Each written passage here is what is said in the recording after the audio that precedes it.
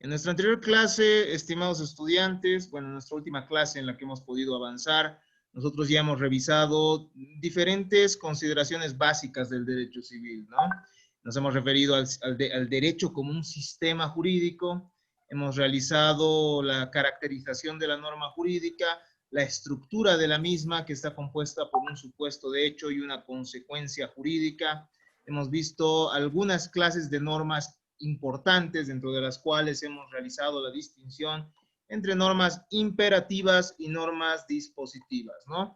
Hemos visto que las normas imperativas van a ser aquellas que establecen un mandato que debe cumplirse tal y cual se establece en la norma, sin que pueda mediar algún acuerdo entre las personas. Pero existen también otro tipo de normas que son las normas dispositivas.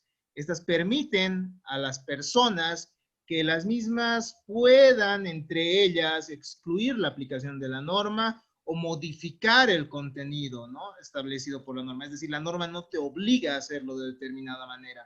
Y este tipo de normas dispositivas, estimados estudiantes, va a ser la que, bueno, va a ser un tipo de normas que vamos a encontrar muy recurrentemente en nuestro Código Civil.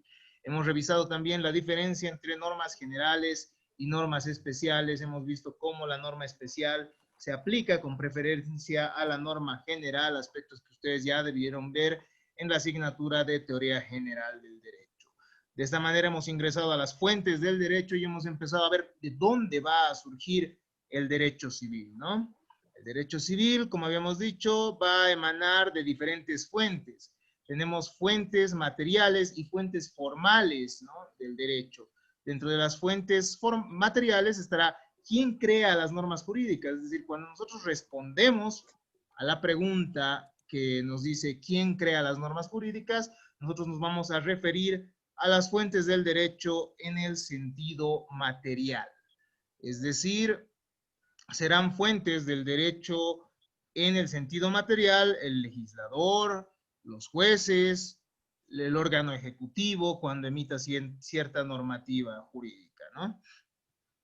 Pero lo que nos importa a nosotros un poco más y lo que estudiamos usualmente son las fuentes del derecho en el sentido formal, ¿no? De dónde emana el derecho va a surgir de diferentes formas, ¿no? Se exterioriza en ciertas normas jurídicas y ciertos instrumentos jurídicos que nosotros hemos ido analizando, ¿no? En primer lugar estará nuestra Constitución Política del Estado, que tal cual habíamos manifestado, es la norma suprema, ¿no?, la norma jurídica suprema del ordenamiento jurídico. Incluso, si nosotros revisamos el artículo 109 de la Constitución Política del Estado, establece que la misma debería tener una aplicación directa, ¿no? Obviamente esto ustedes lo van a analizar de una manera un poco más exhaustiva en la asignatura de Derecho Constitucional.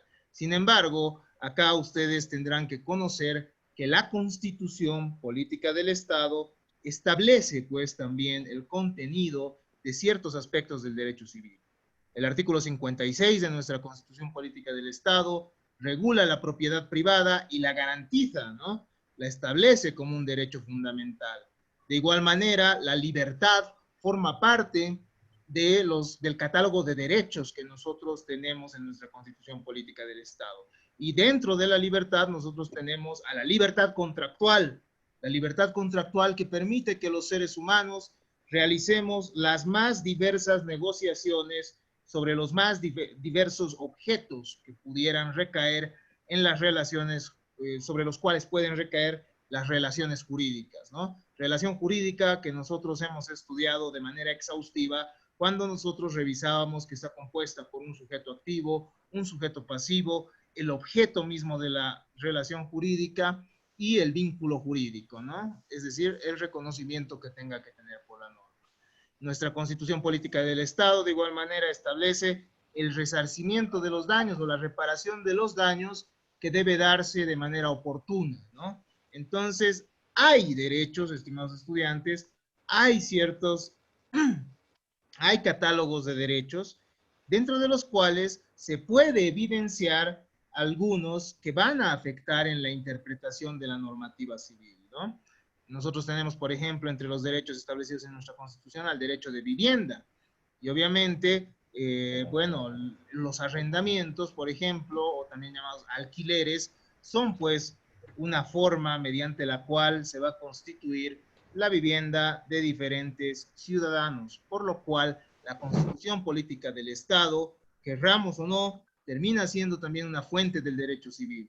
Es decir, de la misma van a surgir derechos, van a surgir garantías que nos permitan el resguardo de varios derechos, ¿no? Y también va a estar protegido el derecho a la intimidad, va a estar protegido el derecho a la honra, el derecho al honor, el derecho a la vida, el derecho a la actividad física, derechos que, estimados estudiantes, como nosotros vamos a ver en esta asignatura, forman parte de los denominados derechos de la personalidad, es decir, un conjunto de cualidades que tiene el ser humano y que se reconocen por la normativa jurídica para ser protegidos por la misma, ¿no?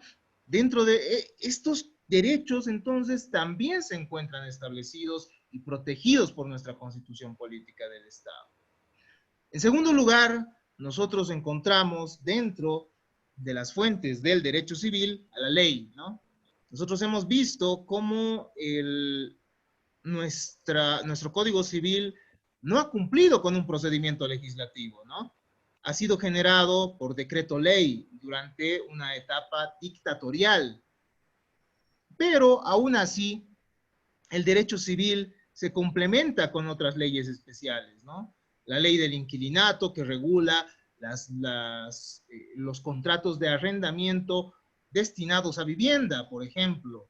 Tenemos la ley de regularización del derecho propietario, por la cual se pueden aclarar ciertos datos técnicos y ciertos datos de identidad de los titulares de bienes inmuebles en el registro de derechos reales. La ley de derechos reales, ¿no? En la cual se va a establecer cuál es el sistema registral, dónde registramos las cosas inmuebles y la titularidad que podemos tener sobre las cosas, ¿no? Esto no lo estoy diciendo de manera desordenada. ¿Por qué? Porque nosotros ya hemos visto cuál es el objeto del derecho civil.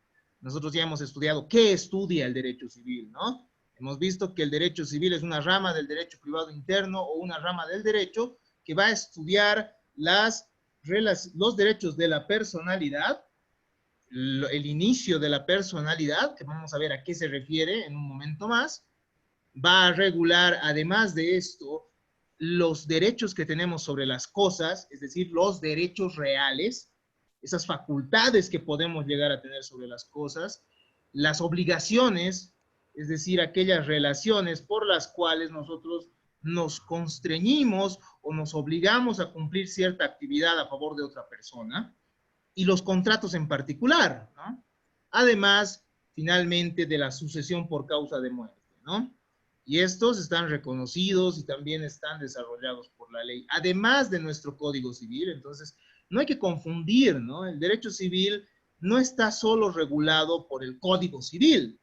Hay algunas otras leyes que también van a regular las relaciones de derecho civil. Por ejemplo, entre otras, además de las ya mencionadas, podemos encontrar la ley de propiedad horizontal, ¿no? La ley de propiedad horizontal que va a establecer qué es lo que sucede en estas propiedades en las cuales existe, existe esta propiedad de los apartamentos, oficinas, etcétera, ¿no?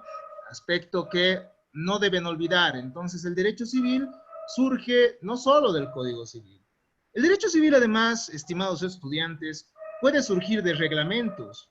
Muchas veces la ley es insuficiente en la regulación de en la regulación de las relaciones jurídicas, ¿no? La ley no siempre está completa, la ley no siempre nos va a dar las soluciones para los conflictos. Muchas veces va a remitir esto a un reglamento, es decir, va a establecer que determinada autoridad tenga potestad para reglamentar las relaciones del derecho civil. Así nosotros vamos a encontrar diferentes reglamentos, por ejemplo, que pueden darse por los municipios para establecer cuáles son las distancias mínimas respecto a las construcciones que tengan que realizarse de hornos, de depósitos, etcétera, ¿no? Entonces, tenemos la Constitución, las leyes y reglamentos como fuentes del derecho civil. Pero además tenemos entre las fuentes del derecho civil a la jurisprudencia.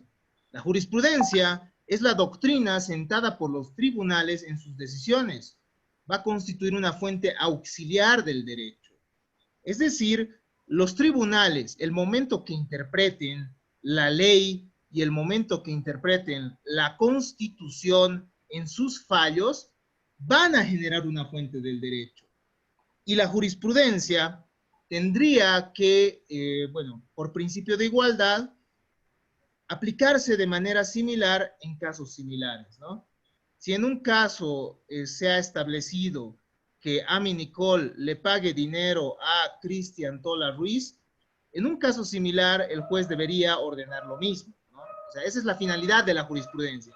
Si un juez decide de determinada manera en un caso, debería resolver otro juez en un caso similar de manera similar también. ¿Por qué? Por el principio de igualdad. Pero la jurisprudencia no se forma solo con un fallo, ¿no? Tiene que haber cierta línea jurisprudencial, es decir, cierta línea de repeticiones para que la jurisprudencia se aplique. Ahora ustedes me dirán, ¿en qué casos se aplica la jurisprudencia? ¿Cuándo se aplica la jurisprudencia? ¿Cuándo es válida la jurisprudencia? En materia civil, estimados estudiantes, un aspecto importante y que no deben olvidar porque probablemente no lo vuelvan a escuchar. Muchas veces nosotros tenemos que aprender muchas y muchas más cosas y muchas veces al docente se le va a pasar, tal vez no lo vuelvan a revisar en un libro. La jurisprudencia en materia civil no es vinculante, ¿ya?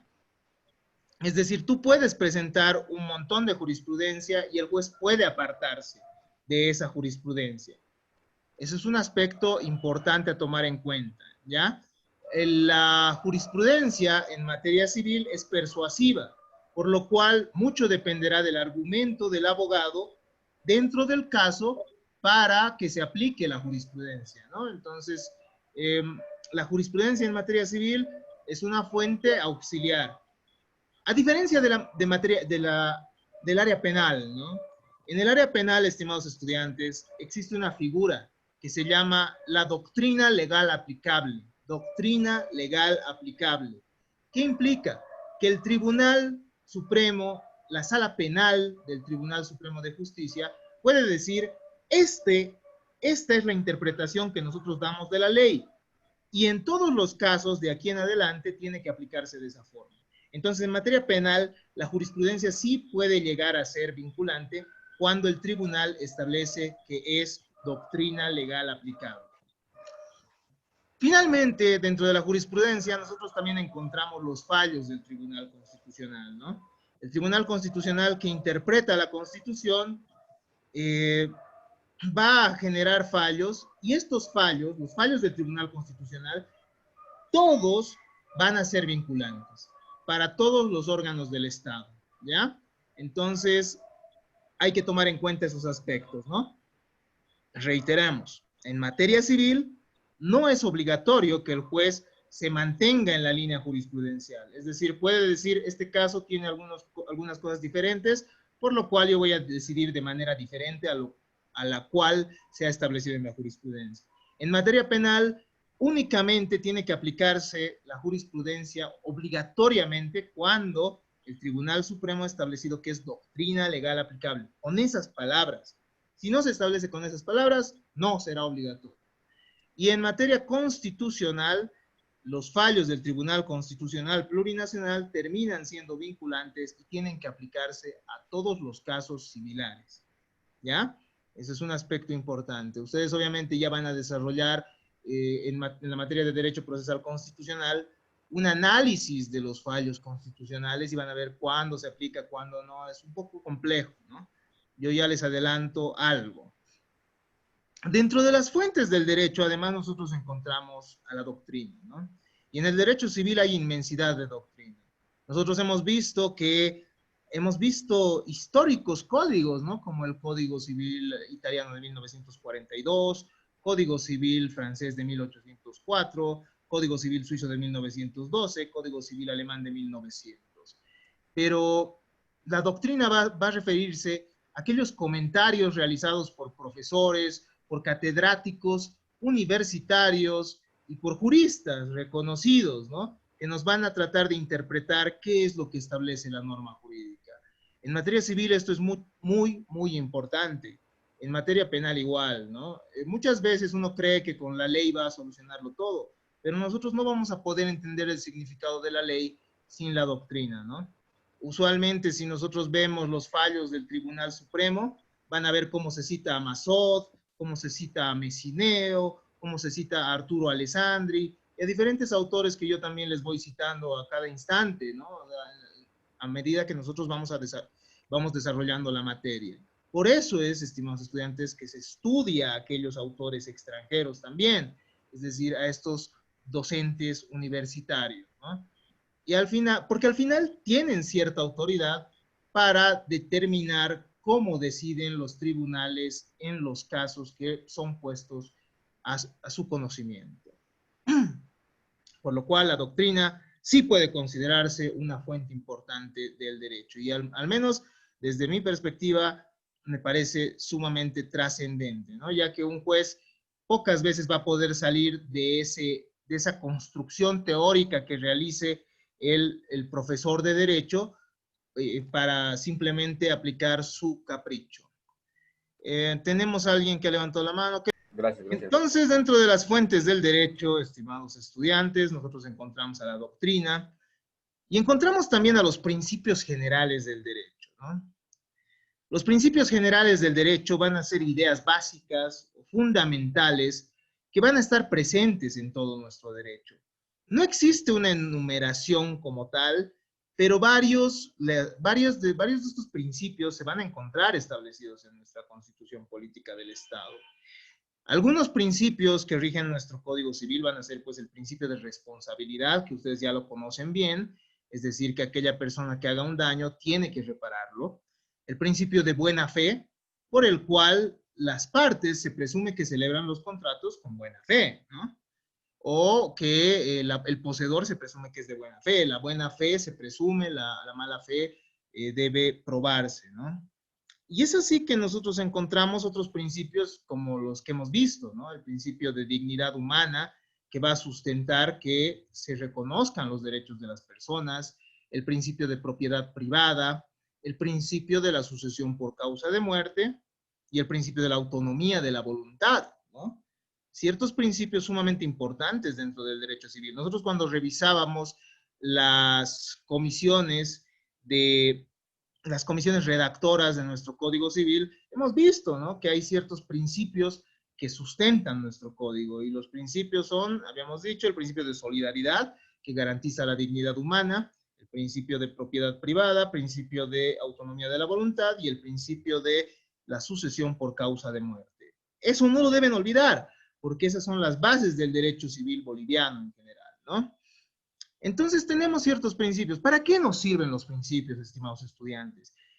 El principio es diferente a una regla, ¿no? Algunos autores dicen, la regla es mucho más, el principio va a ser un enunciado normativo de carácter genérico y la regla va a ser un enunciado normativo determinado. ¿A qué se refiere con esto? El principio va a ser genérico porque nos va a decir, la propiedad privada debe respetarse en nuestro código. Pero un momento, eso es muy genérico, ¿no? Entonces todavía no está bien reglamentado, por eso se caracteriza un principio, ¿no? O te dice, todos tenemos derecho a ser libres, pero ¿qué es la libertad? ¿Cómo yo voy a ser libre?